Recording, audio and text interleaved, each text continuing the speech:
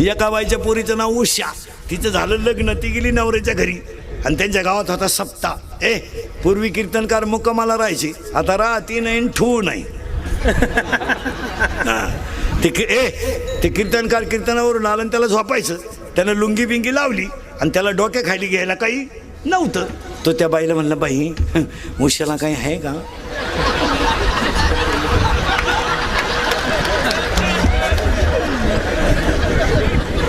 ती बाई रडायलाच लागली. याला वाटलं आपला का चुकीचा नंबर लागला का काय. तर म्हणला, बाई उषाला खरंच काही नाही. ती म्हणली, महाराज 5 वर्ष उषाच्या लग्नाला झाले, अजून उषाला काय नाही. तो म्हणला, तू उषा पुलावरून फेक, मला डोक्या खालची लागत.